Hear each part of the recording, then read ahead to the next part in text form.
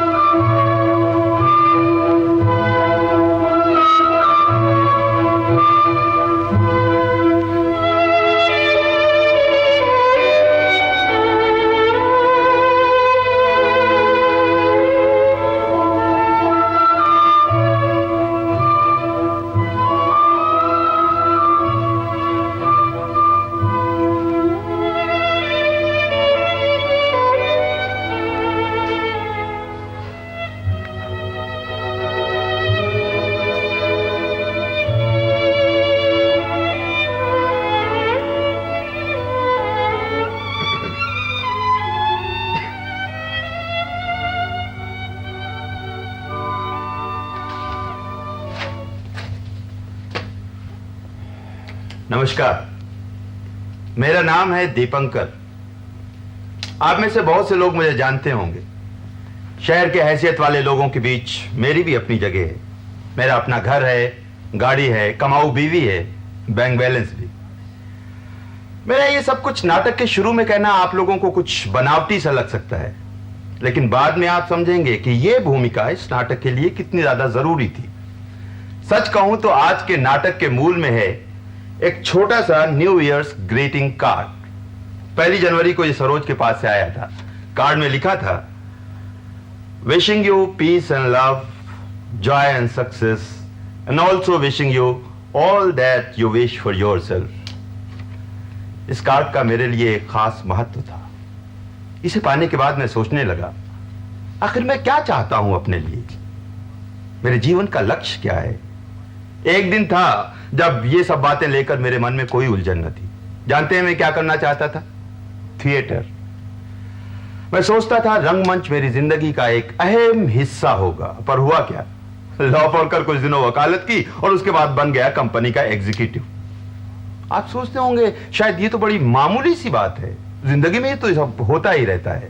कोई डॉक्टर बनना चाहता था, पुलिस बन गया, कवि बनना चाहता था, क्लर्क बन गया, वगैरह वगैरह। खैर, आज मैं आप लोगों के बीच एक खास वजह से खड़ा हूं। आज मेरा जन्मदिन है। आज का जन्मदिन कोई मामूली जन्मदिन नहीं। आज मैं 40 वर्ष का हो गया हूं।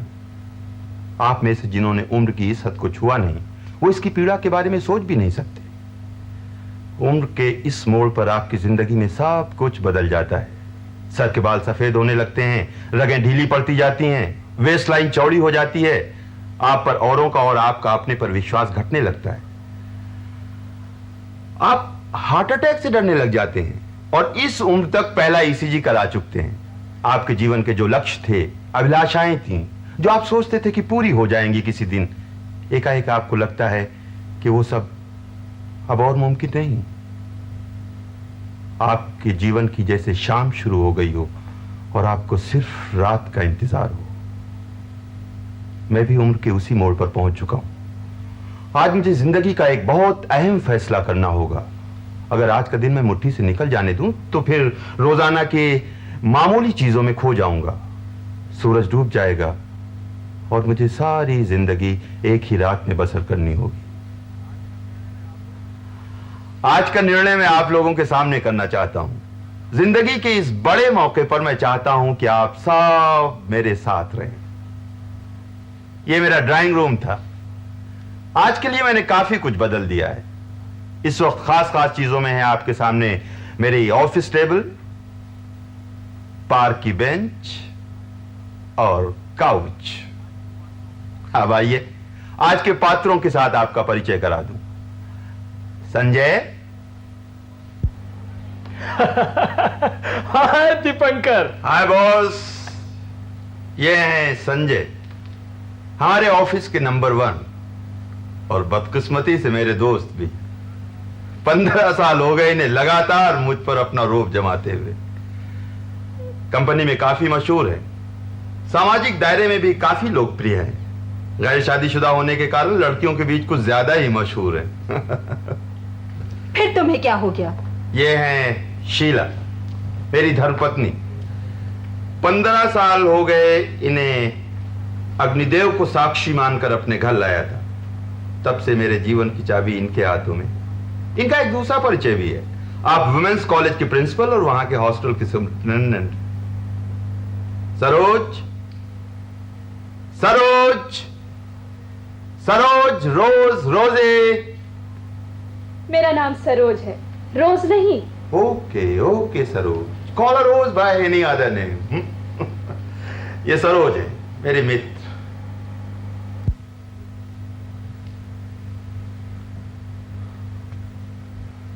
मैंने अपने दोस्तों के बारे में आपको जो कुछ बताया वो उनका साधारण परिचय था। मेरे लिए उनका एक दूसरा रूप भी है। उन्हें देखकर शायद आप सोच भी नहीं सकेंगे कि मेरी आज की हालत के लिए वही लोग जिम्मेदार हैं। मैं उन्हें सजा देना चाहता हूं। यह है मेरा बॉस संजय। तालीम और दिमाग के लिहाज से मुझसे कहीं बहुत इंफीरियर। शायद इसीलिए हमेशा मुझ पर रोब जमाता रहता है। दूसरों के सामने नीचा दिखाने की कोशिश करता है और सबके सामने यही साबित करने में लगा रहता है कि मैं उसके नीचे काम करता हूं। लेकिन मेरे पास इसका कोई उपाय नहीं। कंपनी में संजय का अच्छा नाम है। मेरी कोशिशों से सेल्स का जो ग्राफ ऊपर उठता जा रहा है वो भी संजय की काबिलियत में शुमार होता है। इसके अलावा मुझे लगता है कि आजकल संजय शीला के बहुत करीब आ गया है। कभी कभी मेरी इच्छा होती है कि इस आदमी को गोली से उड़ा दूं। यह है मेरी पत्नी शीला। शीला ने मुझसे शादी की महज अपनी सामाजिक हिफाजत के लिए। मैं यही सोचता हूं। बड़े घर की लड़की है, नौकरी करती है, लेकिन उसे भी एक सहारा चाहिए था। कपड़े टांगने के लिए जैसे एक कील की जरूरत होती है, ठीक उसी तरह एक पति चाहिए था उसे, जो गाड़ी चला सके, सिनेमा हॉल में पास बैठ सके, बीमार होने पर डॉक्टर बुलाए और दोस्तों के सामने जिस पर रोब जमाया जा सके। लड़कियों का प्रेम एक आग होता है, जिसे छूती हैं जल जाता है। मुझे लगता है सरोज भी मुझे जलाकर राख कर देगी। सरोज को मैं कई सालों से जानता हूं, पर मुझे लगता है सरोज मुझे कई सदियों से जानती है। सरोज को जानने के बाद मेरी दुनिया ही बदल गई। मेरे माँ बाप भाई बंधु सब झूठे पड़ गए।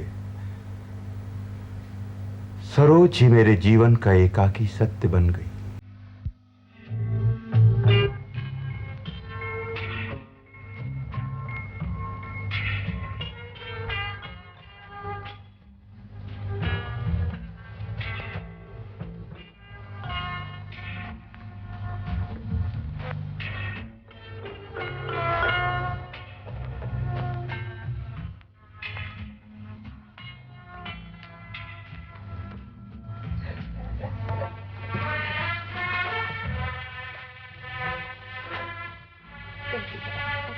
क्या ले? कुछ भी। आप ठंडा लेने की कारण? Anything you like. मैं अभी लाई हूँ।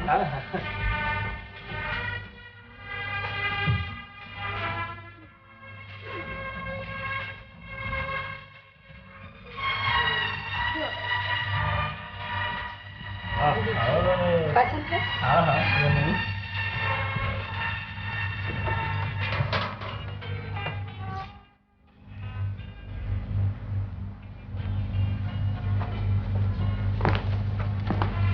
मैंने तुम लोगों को क्यों बुलाया है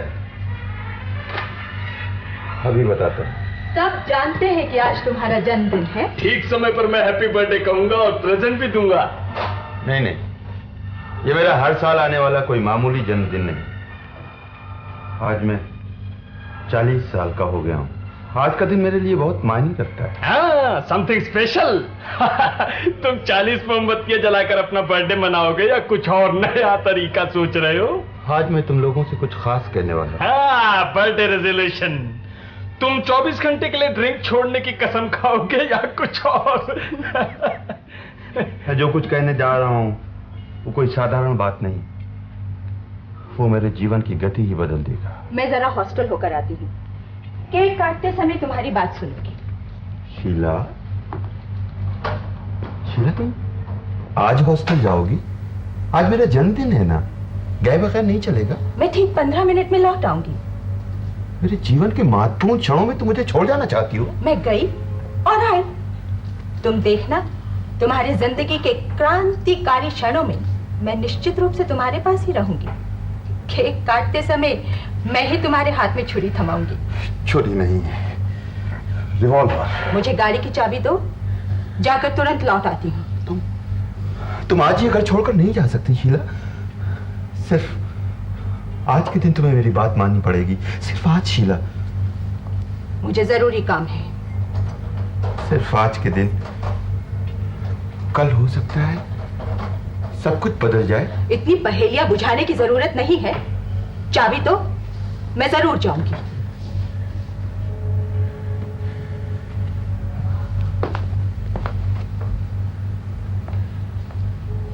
ठहर जाओ ना शीला, जब दीपंकर इतना। चाबी दो, मैं जाऊंगी। आप शीला को हॉस्टल छोड़ाइए प्लीज।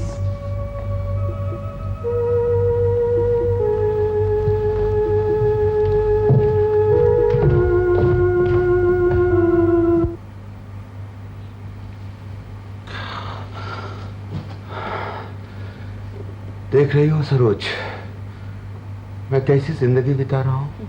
ये तो आम जिंदगी में चलता ही रहता है, लेकिन तुम्हें गाड़ी की चाबी दे देनी चाहिए। क्यों? गाड़ी में उसका आधा हिस्सा है, मैं इसलिए। सब चीजें तौली जाती है क्या? लेकिन शीला ने तो सब हिसाब कर रखा है। मेरे अपनेपन में भी उसका 50%, जैसे इस काले बैग में। क्या है तुम्हारे काले बैग में जिसे तुम अपने से अलग नहीं करते? क्या है इसका मतलब? ये काला बैग तो मैं खुद ही हूँ। देख नहीं रही हो? मेरा नाम साफ साफ लिखा हुआ है। कभी कभी तो मैं सोचता हूं कि मेरा नहीं बल्कि इस ब्रीफ केस का नाम है। कार की चाबी, चेकबुक, शीला और मेरा जॉइंट अकाउंट, पासपोर्ट 3 महीने बाद वैलिडिटी खत्म हो जाएगी पर बाहर नहीं जा पाया, कार का लाइसेंस, लॉकर की चाबी, रिवॉल्वर का लाइसेंस, इंश्योरेंस पॉलिसी, घर की चाबी। क्या कमी है? आदमी जो कुछ चाहता है सब कुछ तो इसमें है। गलत है सरोज, गलत है ये बात। इस काले बैग से कोई नहीं जलता। आदमी को तब जलन होती है जब वो अपने सपने किसी दूसरे के पास साकार होते देखता है। एक बार मुझे अपने पीए से ईर्ष्या हुई थी। ऑफिस में कोई जरूरी काम था तो उसे लेने घर गया। मैंने हॉर्न बजाया, वो बाहर आ गया। उसके साथ उसकी पत्नी भी आ गई। दोनों ने एक दूसरे से कुछ बात की। उसके बाद वो आकर गाड़ी में बैठ गया। क्या बात की मैं नहीं जानता, पर यह मैं उसी क्षण समझ गया था कि दोनों एक दूसरे को बहुत चाहते हैं। ये धारणा क्यों हुई मैं नहीं जानता। शायद उसकी पत्नी की आंखों में या खड़े होने के अंदाज में कोई खास बात रही होगी, पर मुझे ईर्ष्या हुई और उसी दिन से मैंने उसके साथ बुरा बर्ताव शुरू कर दिया। मैं सोचती हूँ प्रेम तुम्हारे लिए हमेशा एक पहेली बनकर रह गया।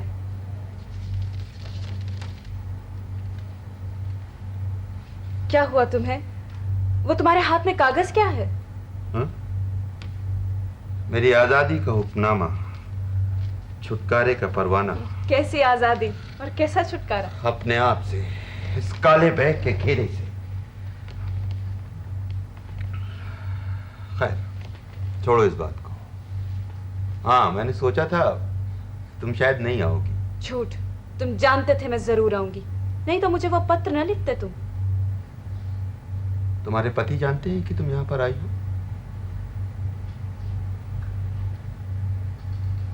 बोलो, मुझे क्यों बुलाया? इंतजार करो, उन लोगों के आने पर वो बात बताऊंगा। तुम ऐसी क्या बात कहोगे जो इस तरह की नाटकीय स्थिति की ये जरूरत पड़े? नाटक नहीं सरोज, मेरी जिंदगी की बेरहम सच्चाई है।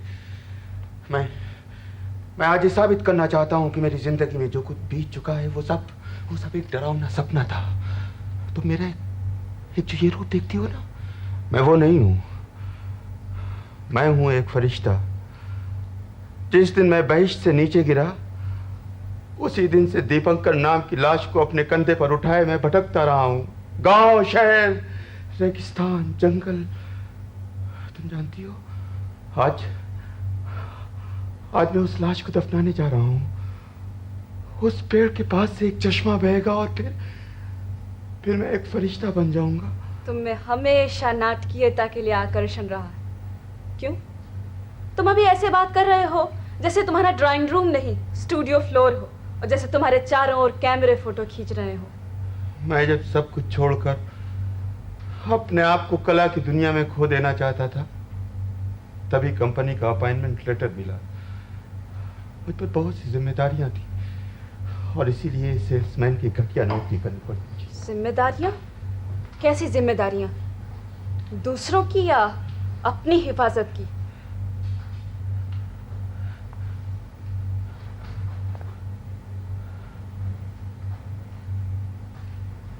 तुम भी अब तक मुझे नहीं समझ सके रोजी।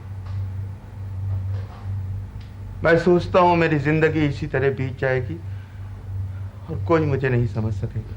मुझे तो लगता है तुम ही मुझे नहीं समझ सके। एक दूसरे को अच्छी तरह समझने का ही दूसरा नाम प्रेम है ना?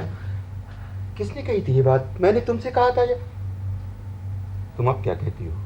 मैंने तुमसे कभी प्यार नहीं किया। प्यार के लिए हिम्मत की जरूरत होती है, बुज़दिल कभी प्यार नहीं कर सकते।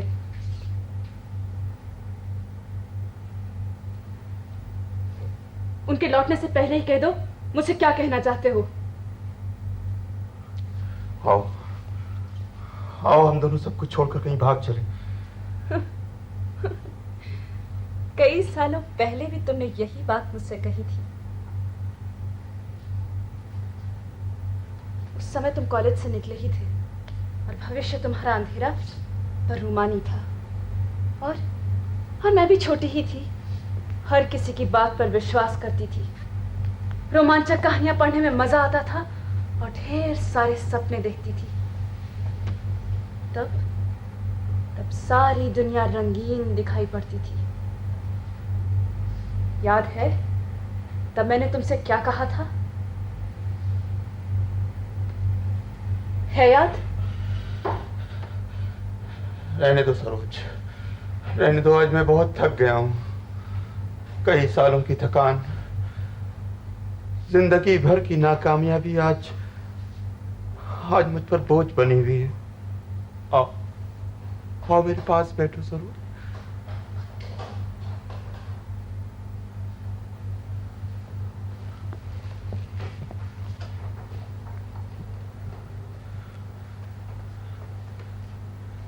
मुझे लगता है मेरी उम्र यूं ही बीत जाएगी और वादे पूरे होने से पहले ही मुझे मौत आ जाएगी। मैं अब मौत से डरने लगा हूं। अकेले समंदर के किनारे मंदिर का घंटा सुनने पर मुझे मौत की बात याद आ जाती है।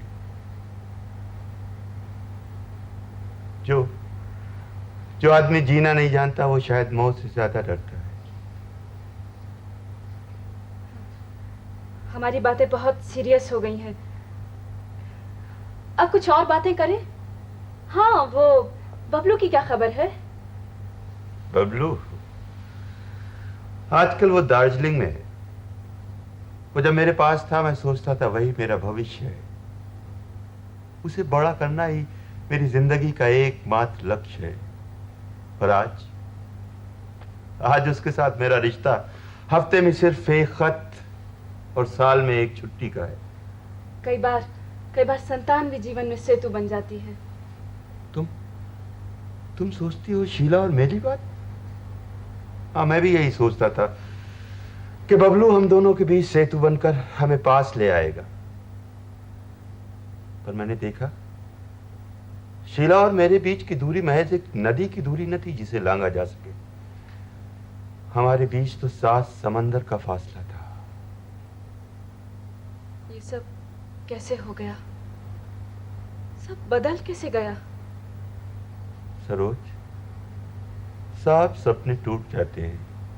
क्या ये सिर्फ सपना ही था? मैंने अपने को समझाने की बहुत कोशिश की कि ये सिर्फ एक सपना था, लेकिन मैं जानता हूं ये झूठ है। मेरा भविष्य मेरी अपनी मुट्ठी में था। मैं जो चाहता वही होता, पर जाने क्यों मैंने अपना भविष्य अपनी मुट्ठी से निकल जाने दिया। तो अब कह दो तुम्हें क्या कहना है। अभी भी समय है, मैं आखिरी गाड़ी से लौट सकूंगी। उन लोगों को आने दो। तुम सब मेरे फैसले में शामिल हो। तुम्हें आखिर तक रहना पड़ेगा। लेकिन तुम्हारे पति, हो सकता है तुम्हारी घरेलू जिंदगी में अनबन हो जाए। लगता है तुम सब जानते हो। इतना सब जानते हुए भी मुझे क्यों बुलाया? हो सकता है मैं मतलबी हूं, पर सच मानो सरोज, अगर ये बात तुम्हारी जिंदगी में अशांति लाए तो मैं उसके लिए हमेशा अपने को जिम्मेदार समझूंगा। एक बात बताओ, तुम अपने विवाहित जीवन से सुखी हो क्या? अगर कहूं हाँ। सुख के माने क्या है जानती हो? शांति किसे कहते हैं? प्रेम की परिभाषा क्या है?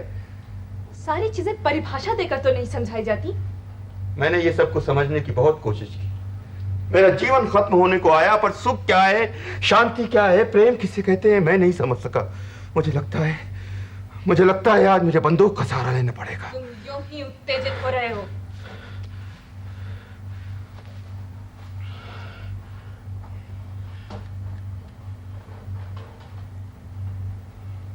ट्रैंकुलाइजर?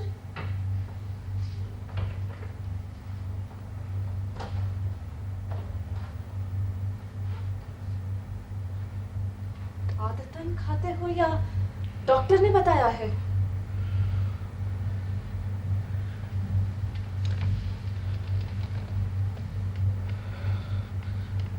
डॉक्टर ने मना किया है, पर छोड़ नहीं पाता। क्यों? तुम मंदिर क्यों जाती हो? सिनेमा क्यों देखती हो? लोग शराब क्यों पीते हैं? बोलो। इस छोटे से कैप्सूल के असर को देखो। मीलों तक बर्फ ही बर्फ। उस पर चंद्रमा की किरणें चमक रही हैं। रात बढ़ती जा रही है। सब सो गए। पेड़ पौधे, नदी नाले, पहाड़ घाटी, सब। सीमाहीन समुद्र और दूर दूर तक फैली रेत, लहर के बाद लहर, लहरों के ऊपर लहर। देखो, रात ढलती जा रही है। जमीन जैसे शांत हो गई। दूर, बहुत दूर से आवाज आ रही है। आओ, वक्त के समंदर में तैरते तैरते हम भी अपने अतीत में लौट चले।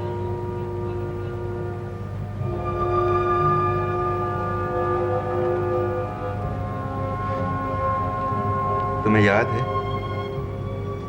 हमारी पहली मुलाकात कब हुई थी? हाँ। तुम्हारा जन्मदिन कब है मुझे याद नहीं, लेकिन जिस दिन पहली मुलाकात हुई थी वो तारीख अब तक याद है। मेरे लिए तो तुमने उसी दिन जन्म लिया था ना, 31 जुलाई, कॉलेज लाइब्रेरी। लाइब्रेरी नहीं, लाइब्रेरी के सामने बगीचे में। किसने परिचय कराया था हमारा? याद नहीं पड़ता। वो तो बहुत थोड़े समय की मुलाकात थी। मैं क्लास में जा रही थी।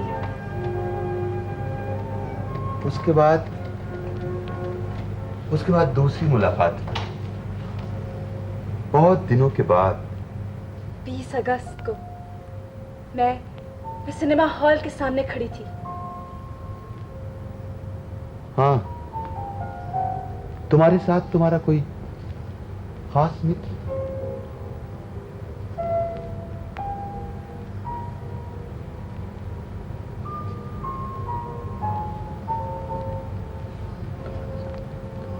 तुम्हारे साथ भी तो तुम्हारा खास दोस्त था। हाँ हाँ, हम लोग टैक्सी का इंतजार कर ही रहे थे कि तुम अचानक टैक्सी लेकर चली गई।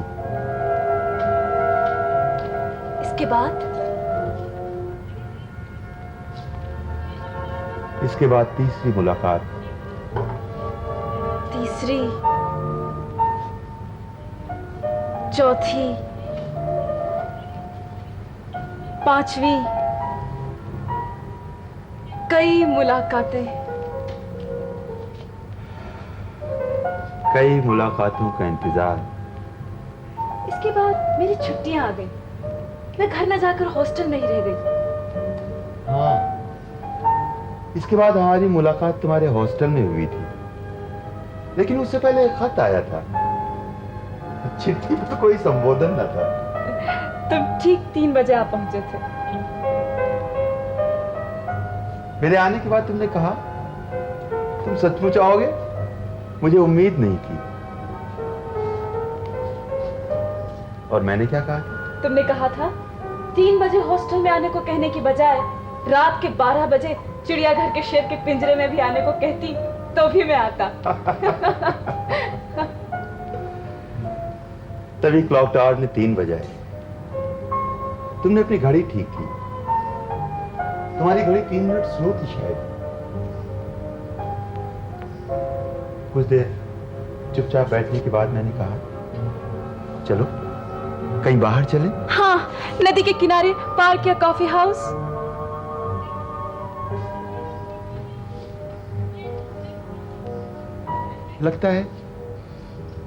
लगता है अभी पानी बरसने वाला है। तब सिनेमा तो शुरू हो गया होगा। हाँ, सिनेमा बीच से भी देखा जा सकता है।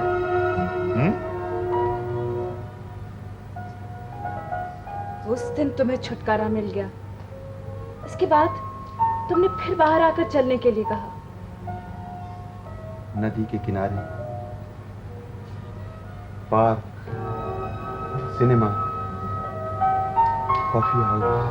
इसके बाद कई मुलाकातें, कई छोटे छोटे सवाल, कई छोटी छोटी बातें, देर देर तक इंतजार। तुम्हें याद है एक दिन हम रेस्टोरेंट में बैठे थे।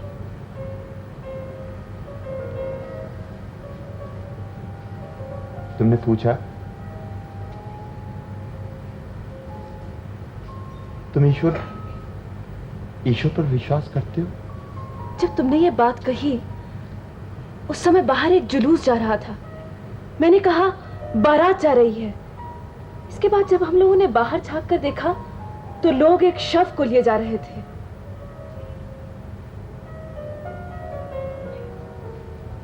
उसके बाद फिर पूछा था तुम भाग्य पर विश्वास करते हो? इसके बाद हमने कॉफी का ऑर्डर दिया। ऐसे ही अनेक क्षण, अनेकों दिन,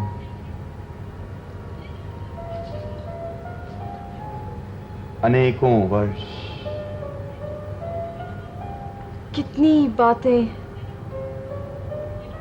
कितनी मुलाकातें, कितनी गलतफहमियां। फिर एक दूसरे को समझने की कोशिशें। मुझे लगा मेरा जीवन संपूर्ण हो गया। एक बंजारे को जैसे घर मिल गया हो। पर वे सब बातें कितनी झूठी थी। नहीं सरोज, मेरे लिए वो सब एकदम सच थी। मेरे जीवन की पूर्णता थी प्रेम का हल्का स्पर्श, जिंदगी का मानी था किसी का साथ। तुम्हें याद है एक दिन तुमने गुलाबी रंग की साड़ी पहन रखी थी। मुझे लगा शहर की सब लड़कियों ने गुलाबी रंग की साड़ी पहन रखी है, यहां तक के पार्क के फूलों ने भी। मैंने सोचा था शायद तुम नहीं आओगी। उस दिन पार्क के पास किसी मर्डर केस की खबर छपी थी अखबार में। लेकिन मैं बिल्कुल ठीक समय पर आई थी और तुम बहुत देर से आए थे। बहुत देर तक इंतजार करने के बाद सोचने लगी शायद अब नहीं आओगे। तुम्हें याद है मेरे आने के बाद तुमने क्या पूछा था? है याद? रहने दो। तुमने पूछा था तुमने कभी किसी को प्यार किया है? छोड़ो उस बात को।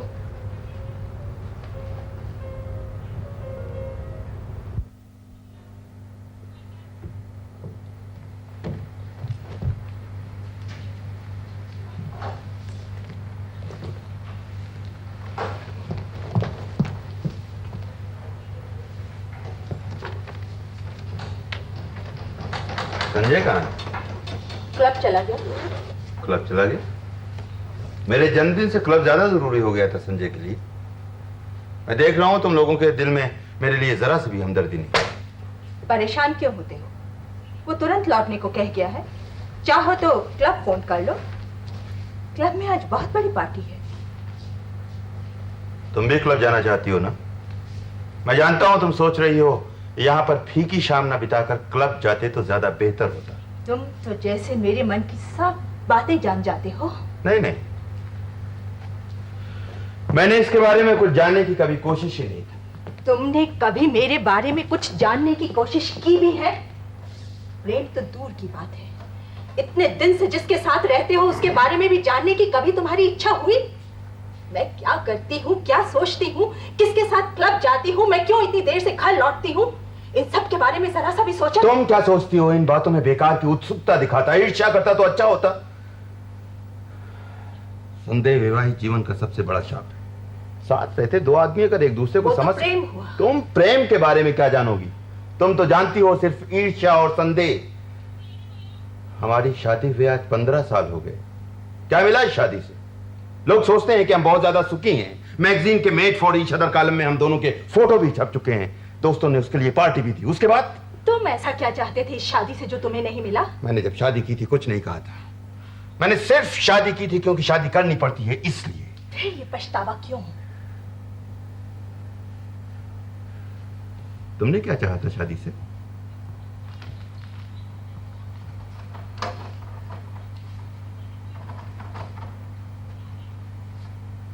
एकदम प्रेम न होने पर भी थोड़ी सी निकटता।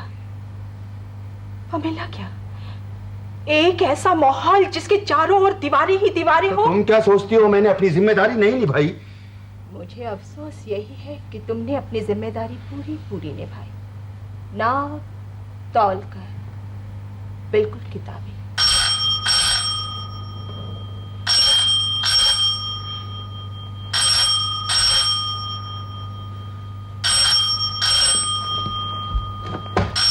जरूरी कौन हो सकती है? आज मुझसे बढ़कर कुछ भी जरूरी नहीं। आज मैं अपने अलावा किसी दूसरे सत्य को स्वीकार करने के लिए तैयार नहीं हूं। तुम मेरे पास रहो। तुम मुझे छोड़कर कहीं नहीं जाओगे। तुम मुझसे इतने फॉर्मल हो क्यों? कॉल कहां से हो सकता है? क्लब से? ऑफिस से? जाने दो, ये सब कल सोचेंगे। शायद ऑफिस से था।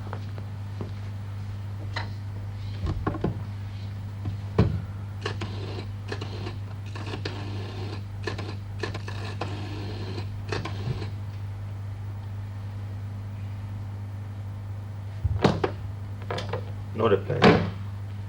शायद ऑफिस में कोई नहीं।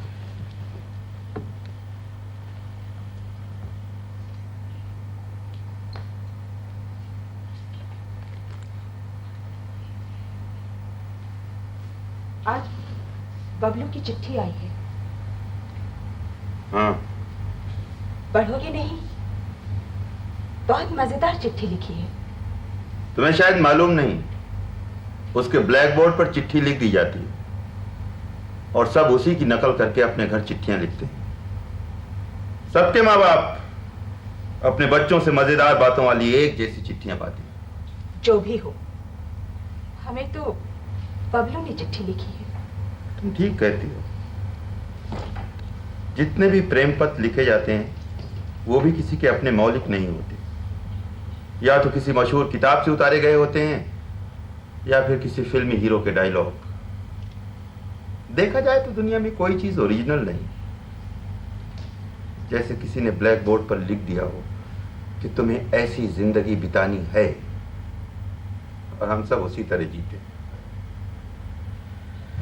कभी कभी मैं सोचता हूं कि तुम्हारे साथ शादी न करके किसी और से करता, तब भी मेरी घरेलू जिंदगी बिल्कुल ऐसी ही हो। तुमने मुझसे शादी क्यों की? तुम अच्छी तरह से जानती हो तब क्या हालात थे। अगर तुम चाहते तो। हाँ, मैं चाहता तो बहुत कुछ कर सकता था। चाहता तो आसमान को छू सकता था, चांद सूरज तारों को मुट्ठी में ले सकता था। आज भी चाहूं तो बहुत कुछ कर सकता हूं। मेरा मतलब आज से है। आज मेरी जिंदगी का आखिरी इम्तिहान है, मुझे इसमें पास होना ही पड़ेगा। चलो क्लब चले। Wonderful party. बार एकदम ठसाठस भरा है। क्लब में इतनी जोरदार पार्टी चल रही है और तुम लोग यहाँ घर में बैठे हो। क्योंकि आज मेरा जन्मदिन है। तो अपने जन्मदिन का काम जल्दी जल्दी खत्म करो, फिर सब मिलके क्लब चलो। Club club club. एक दिन क्लब गए बिना नहीं चलेगा। एक दिन हॉस्टल नहीं जाओगे तो कुछ बिगड़ जाएगा। ऑलराइट ऑलराइट, अब अपना जन्मदिन शुरू करो। तुम कोई करिश्मा दिखाओगे ना। Let's have the miracle. जल्दी करो भाई, जरा देर हो रही है। अब कोई देर नहीं होगी। मैंने आज सूरज को रोक दिया है।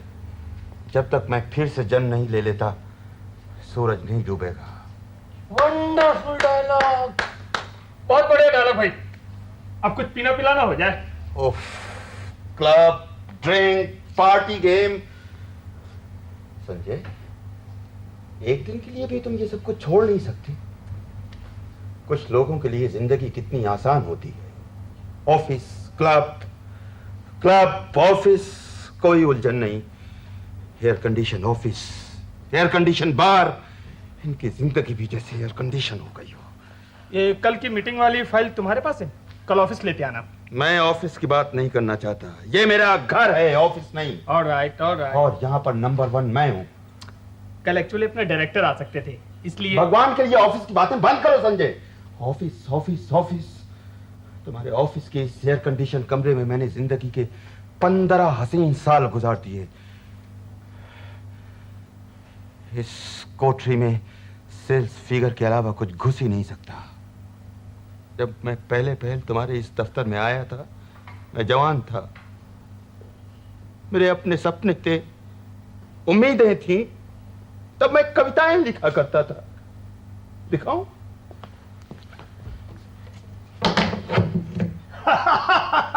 देखा, कविता के बदले पिस्तौल मिली। संजय, 15 साल में सारी कविताएं शायद इसी तरह पिस्तौल में बदल जाया करती हैं। लोडेड तो नहीं है।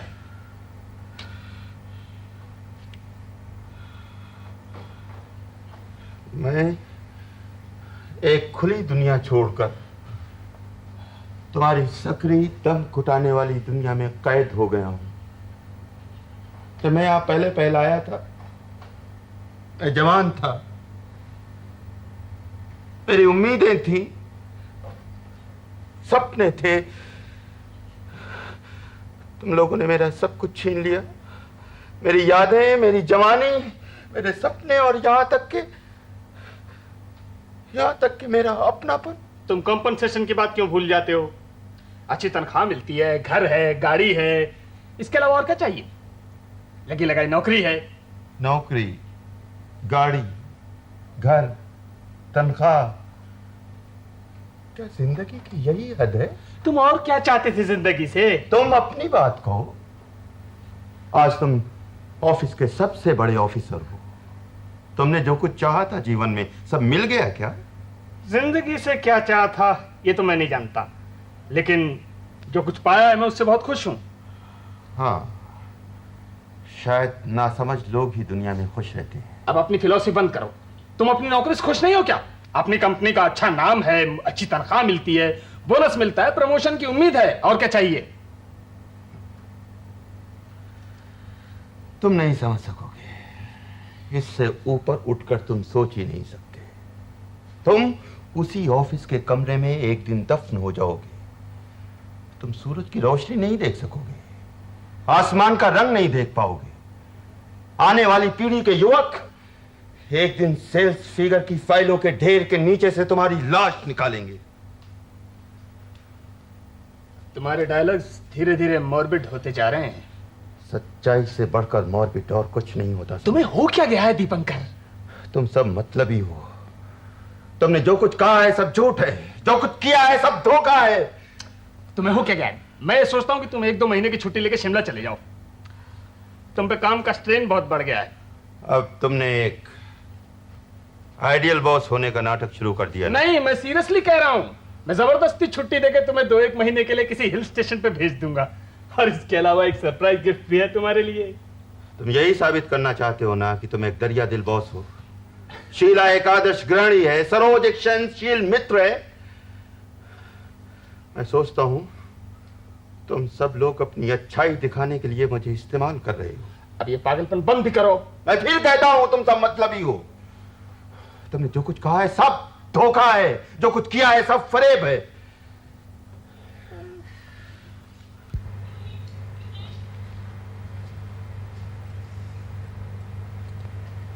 अब मैं केक लेने जा रही हूँ। फिर जल्दी करो, फिर सब मिलकर क्लब चलेंगे। हाँ, शायद मुझे भी आखिरी गाड़ी मिल सके। अभी कोई नहीं जाएगा जब तक तुम लोगों का मुकदमा खत्म नहीं हो जाता और मैं अपना फैसला नहीं सुना देता।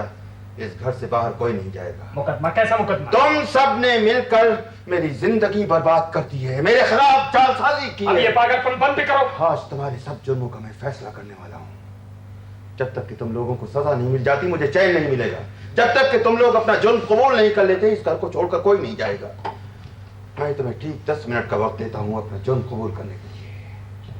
अगर तुम लोग अपने जुर्मों को कबूल नहीं करते तो याद रखो तुम्हारे खिलाफ मुकदमा होगा, और ये मुकदमा बहुत भयानक होगा। तुम सब लोगों के खिलाफ मेरे पास सबूत हैं, और सारे सबूत इसी में हैं।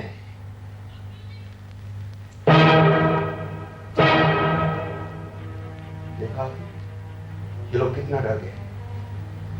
ये लोग जानते हैं कि उनके जुर्म साबित हो गए, लेकिन आप क्या सोचते हैं? ये लोग अपना जुर्म इकबाल कर लेंगे?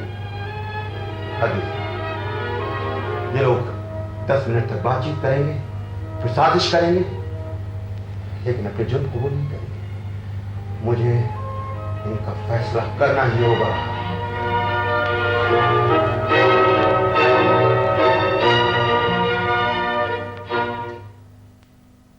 अरे 10 मिनट तो हो गए। दीपंकर कहाँ है? 10 मिनट बीत चुके हैं और मैं कन्फेस करता हूं, मैं संजय अपने होशो हवास में मानता हूं कि आज यहाँ आना मेरी बहुत बड़ी भूल थी। मैं ये भी मानता हूं कि इस तरह का जन्मदिन मैंने अपनी जिंदगी में पहली और आखिरी बार देखा है। मैं कसम खाकर कहती हूँ कि ये सब केवल दीपंकर का काम था। इसके बारे में मुझे कोई जानकारी नहीं। बहुत बहुत शुक्रिया। कैदियों को बाइज्जत रिहा किया जाए। क्या मुझे इजाजत है? दीपंकर शायद आता ही होगा। इतनी देर जब इंतजार किया तो 10 मिनट बीत चुके हैं और अब अदालत की कार्रवाई खत्म होनी चाहिए। तुम अगर अभी चले जाओगे तो यह अदालत की बेइज्जती होगी। ठीक है, मैं 5 मिनट और बैठ जाता हूँ। चुप रहो। पर हम क्या करेंगे बैठे बैठे? लेट्स हैव अ गेसिंग गेम। राइट। चलो हम लोग अंदाजा लगाएं कि आज दीपंकर हम लोगों से कहना क्या चाहता है। Your guess? हाँ, ये सिर्फ गेम है ना? हाँ। कोई बात इमेजिन करने पर भी चलेगा। मैं सोचती हूँ कि दीपंकर संसार त्याग कर सन्यासी हो जाएगा। मैंने उस दिन उसके हाथ में किताब देखी थी, मृत्यु के पश्चात जीवन। वो अपना नाम स्वामी दीपंकर सरस्वती रखेगा या कुछ और? तुम दीक्षा लोगे? हाँ, अगर वो पानी पे चलने का मिरेकल दिखा सके तो। अच्छा, तुम क्या सोचते हो दीपंकर आज क्या करेगा?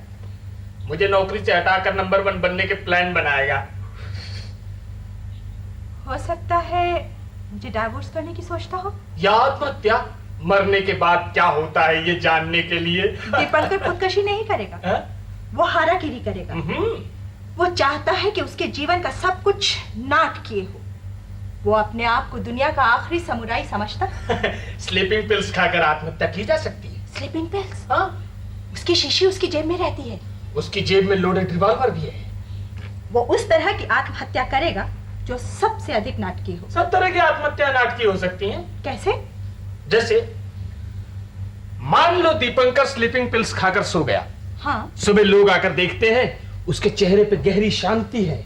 उसके एक हाथ में टेलीफोन है जैसे किसी से बातें कर रहा हो, और एक हाथ में किताब मृत्यु के पश्चात जीवन।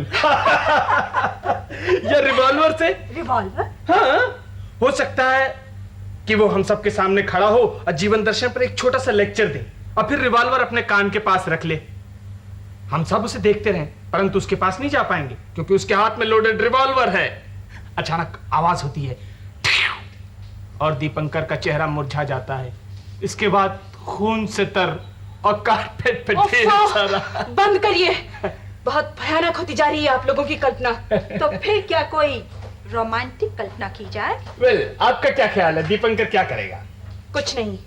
ओह नो, गेस समथिंग। कुछ तो सोचकर बोलो, ये तो सिर्फ खेल है। हाँ, मैं सोचती हूँ दीपंकर आज खाली सपने देखेगा। कैसे सपने? जैसे वो एक चिड़िया हो गया हो और अपने बंद कमरे से खुले आकाश की तरफ उड़ जाना चाहता क्या हो। उड़ पाएगा वो? नहीं, वो कमरे में फड़फड़ा कर थक जाएगा पर बाहर नहीं जा पाएगा। क्यों? क्या सपने में भी कोई चिड़िया कमरे से उड़कर बाहर नहीं जा सकती? सपने देखने से पहले उसने कमरे की सारी खिड़कियां बंद जो कर दी। दीपंकर ने जब सबूत की बात कही तो उसका इशारा उस बैग की तरफ था। इसका क्या मतलब हो सकता है? वो तो उसका ऑफिस का बैग है। इसमें क्या हो सकता है? कल की मीटिंग वाली फाइल है इसमें? नहीं। क्लब कार्ड, लॉकर की चाबी। लॉकर की चाबी। हो सकता है लॉकर के अंदर इस रहस्य का कोई क्लू हो जिसे लेकर वो हम पर जुर्म साबित करना चाहता हो। किस जुर्म का सबूत? शायद दीपंकर सोचता है कि तुमने उसके साथ बेवफाई की है। नॉनसेंस। मैं तो ये बता रहा था कि दीपंकर क्या सोचता है। तुम्हारा कसूर क्या है? शायद दीपंकर सोचता है कि मैं उसकी तरक्की के रास्ते में रोड़ा हूं। ये सब वाहियात बातें। लेकिन दीपंकर ने जब सबूत की बात कही तो उसका इशारा इस बैग की तरफ नहीं था, उस पैकेट की तरफ था। क्यों ना उसे खोला जाए? मैं सोचती हूँ कि हमें दीपंकर के लौटने तक का इंतजार करना चाहिए। नहीं, इसे हम अभी खोलेंगे। इल्जाम जानने पर ही हम अपनी सफाई पेश कर सकते हैं। With your permission Sheela. Course. ओ, इसके अंदर तो सिर्फ कागज है। नहीं नहीं, कागज नहीं, डॉक्यूमेंट्स हैं, एग्जिबिट्स और हम लोग के खिलाफ सबूत। ये एक नीले कागज पर लिखी हुई चिट्ठी। मैं सोचती हूँ कि दीपंकर के पर्सनल पेपर्स उनकी गैर हाजिरी में देखना हम लोग के लिए ठीक नहीं होगा। इसकी जिम्मेदारी मैं लेती हूँ। किसने लिखी है? कोई नाम नहीं लिखा है, पर जब नीले कागज पर लिखी गई है तो प्रेम पत्र। पढ़ो ना क्या लिखा है। ऐसी बातें कभी लिखूंगी मैंने सोचा भी न था। ऐसी बातें? आगे पढ़ो। गद्य प्रेम पत्र पढ़ने की सब्र नहीं है मुझ में। ये दिखाओ, एग्जिबिट नंबर 2। ये हमारे ऑफिस का अपॉइंटमेंट लेटर है और इसके नीचे वाले कागज पर बड़ी अजीब बात है, नौकरी से इस्तीफा। इस इस्तीफे पे किसी का दस्तखत नहीं है। Thank God. और क्या है इस लिफाफे में? तो किताबें हैं, मृत्यु के पश्चात जीवन, हिंदू तलाक अधिनियम, आहा वेडिंग कार्ड, ये दीपंकर की शादी का कार्ड है। और एक किताब है, वर्ल्ड थिएटर। और क्या है? एक छोटी सी शीशी सील की हुई। क्या है शीशी में? कुछ लिखा नहीं है, जहर हो सकता है। यस पिंकल्स, या स्वामी जी की दी हुई भभूति। ये डर देगा टिकट और कुछ नहीं है। प्रोसिक्यूशन का केस यहीं खत्म होता है। तो फिर हम मुजरिम अब जा सकते हैं। मैं सोचती हूँ कि दीपंकर को अब आ जाना चाहिए।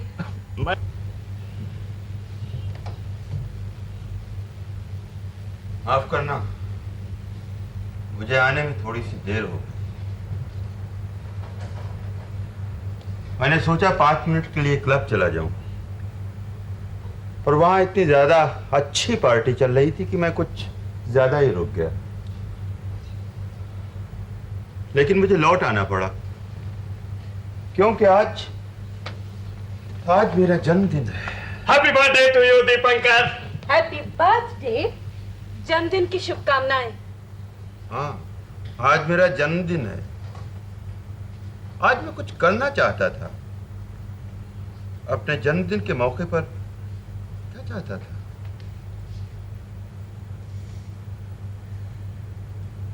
जाने से पहले क्या कहा था मैंने?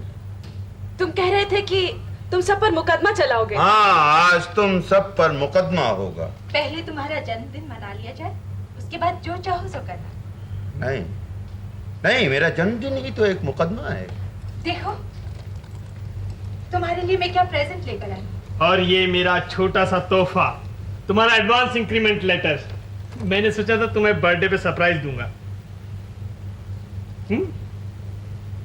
और सरोज, तुम्हारा गिफ्ट तो मिला ही नहीं।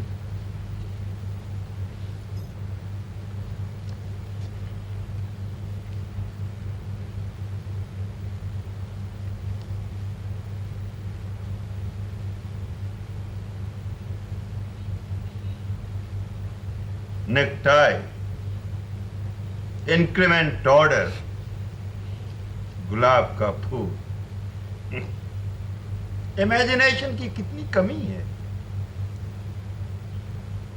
संजय, तुम सोचते हो इंक्रीमेंट का लालच देकर मुझे मेरे रास्ते से बहका सकोगे? इसे कराने में हेड ऑफिस से कितनी हुज्जतबाजी करनी पड़ी जानते हो? इसे कराने मुझे कितनी मेहनत करनी पड़ी है। तुम्हारे लिए ये बहुत बड़ी बात हो सकती है, पर मेरे लिए महज एक सादा कागज है।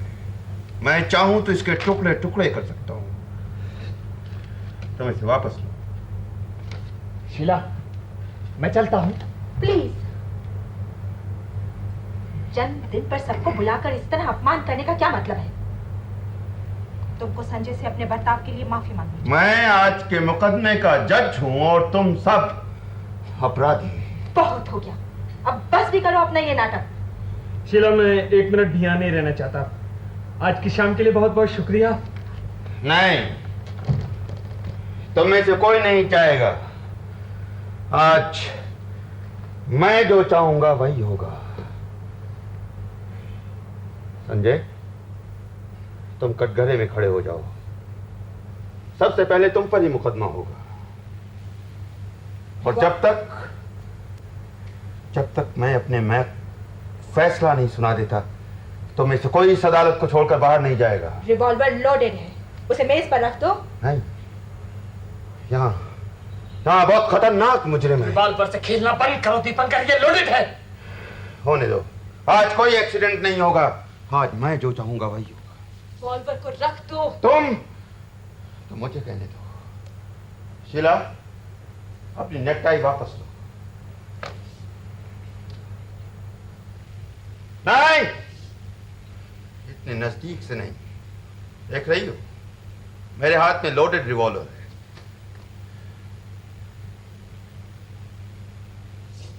रोज, तुम अपना फूल लो। तुम चाहो तो खुद फूल को नीचे गिरा सकते हो।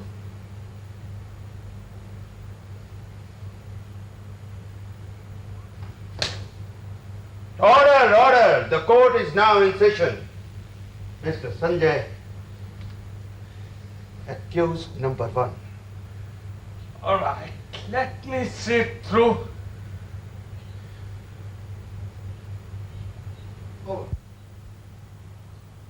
मैं संजय अपने होशो हवास में मानता हूं कि मैं जो कहूंगा सच कहूंगा और सच के अलावा कुछ नहीं कहूंगा।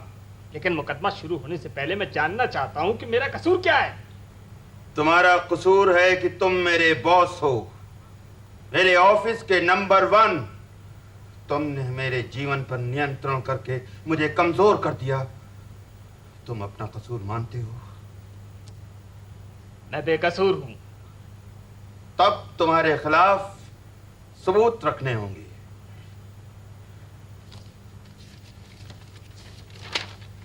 इस कागज को देखते हो? ये तुम्हारा अपॉइंटमेंट लेटर है। इस पर तुम्हारे दस्तखत हैं? नहीं, इस पे मेरे दस्तखत होने की कोई जरूरत नहीं थी। जरूरत थी। अपॉइंटमेंट के वक्त ही मुझे जानना चाहिए था कि कैसे आदमी के पास अपना भविष्य बेच रहा हूं, लेकिन एहतियातन ये बात मुझसे छुपा कर रखी गई। इसको पहचानते हो? ये किसी का रेजिग्नेशन लेटर है। किसका? नाम नहीं है। ये तुम्हारा भी हो सकता है।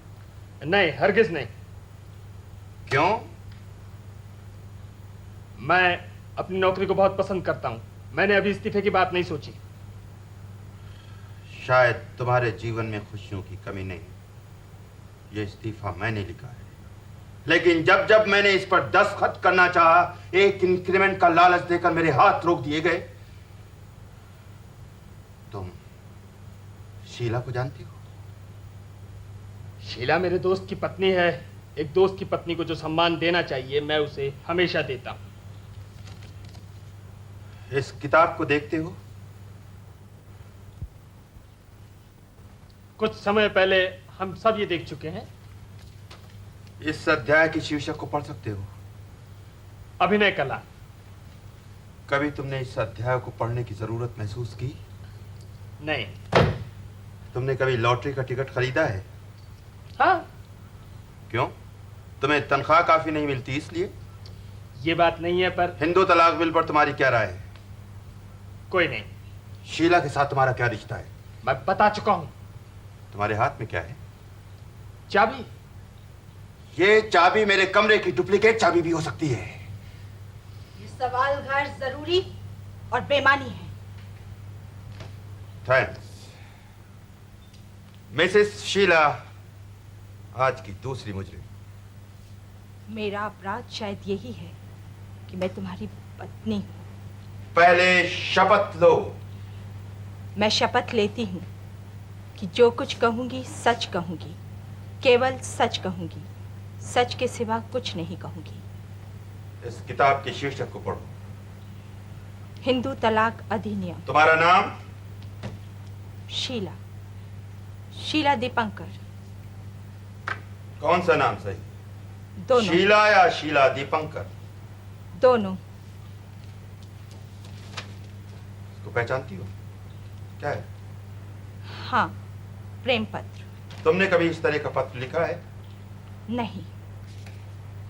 ये क्या है, जानती हो? हमारे विवाह का निमंत्रण पत्र। हमारे विवाह पर कौन कौन लोग आए थे? बहुत से, नाम याद नहीं। संजय आया था या नहीं? याद नहीं। संजय के साथ तुम्हारा क्या रिश्ता है? तुम्हारा मित्र है? अच्छी तरह जानती हूँ। तुमने कभी अभिनय किया है? नहीं। तुम्हारा क्या ख्याल है, मृत्यु के बाद जीवन है? मैं नहीं जानती। दीपंकर के नाम पर दिया हुआ संजय का इंक्रीमेंट लेटर तुम्हारे बैग में है या नहीं? है। इसका तुम्हारे साथ संपर्क? कोई नहीं। तुमने कभी मुझे चाहा है? हाँ, कई बार। कभी मुझे पाया है? कभी कभी। तुम अपना अपराध स्वीकार करती हो? मैं बेकसूर हूँ। मैंने कोई कसूर नहीं किया है। शुक्रिया। मेरी आज की आखिरी मुजरिम सरोज।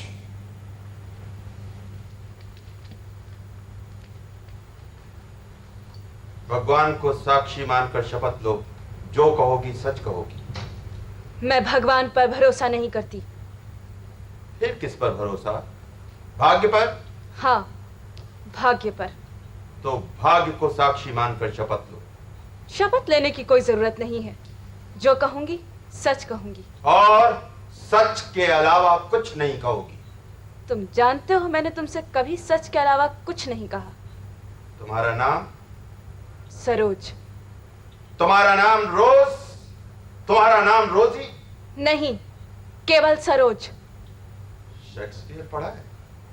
थोड़ा बहुत। तुम्हें क्या अच्छा लगता है? स्वप्न देखना। तुम अपने पति को प्रेम करती हो? हाँ। तुमने अभी क्या कहा था? जो कहूंगी सच कहूंगी। प्रेम की परिभाषा क्या है? सारी चीजें परिभाषा देकर समझाई नहीं जाती। तुमने जीवन में जो चाहा था सब पाया? हाँ, सब पाया।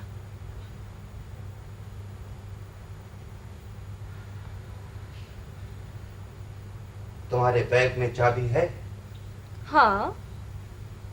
इस चाबी से मेरे कमरे के किवाड़ खुल सकते हैं?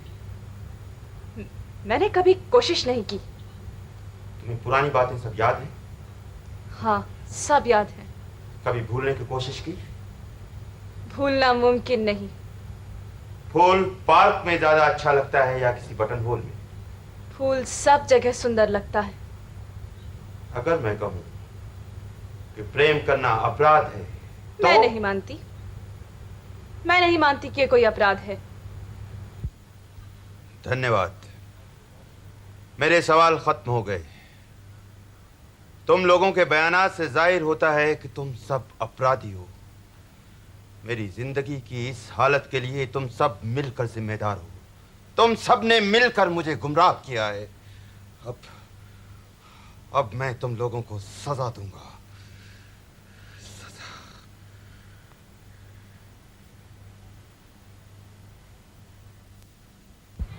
रिवॉल्वर से खेलना बंद करो, ये लोडेड है।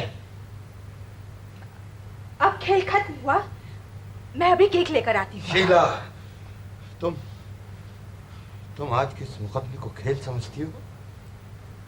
तुमने मेरे जीवन में किसी बात को कभी अहमियत नहीं दी। सबसे पहले मैं तुम्हें सजा दूंगा। नहीं! रिवॉल्वर को रख दो। तुम मुझे हुक्म देने वाली कौन होती हो? लाओ, रिवॉल्वर मेरे हाथ में दे दो। आगे मत आना, आगे मत आना, मैं गोली चला दूंगा।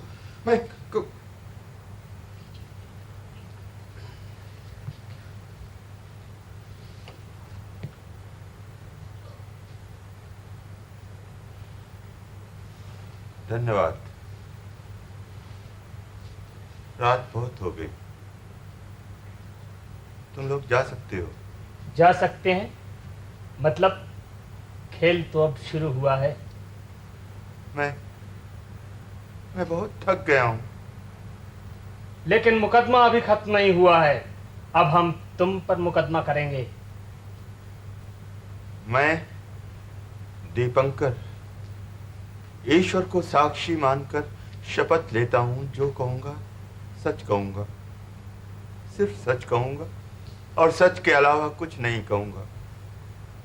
मैं अपना अपराध स्वीकार करता हूं। मैंने जीवन में जो चाहा था वो कुछ नहीं कर सका। तुम सब लोग मुझे सजा दे सकते हो। मुकदमा किए बगैर सजा नहीं दी जा सकती। हम सब पहले तुम पर मुकदमा करेंगे।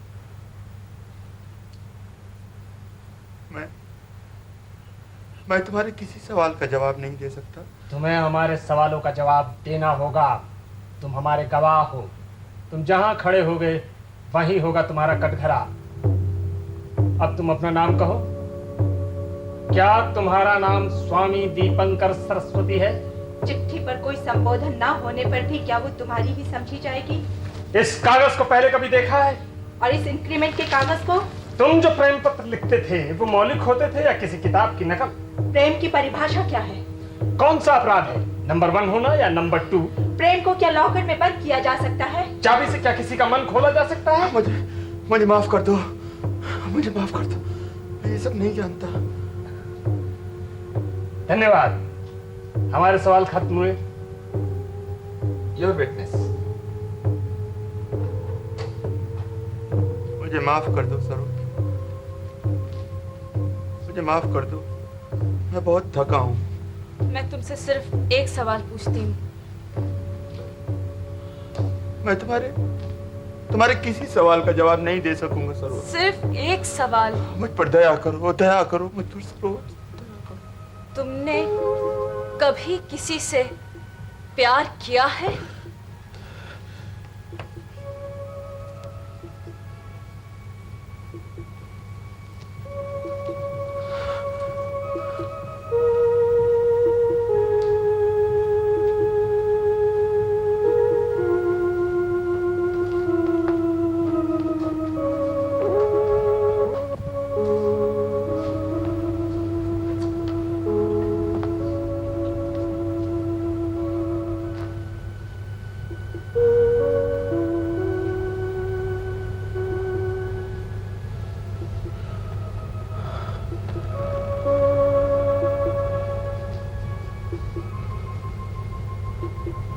रात बहुत हो गई, सब तरफ अंधेरा ही अंधेरा है।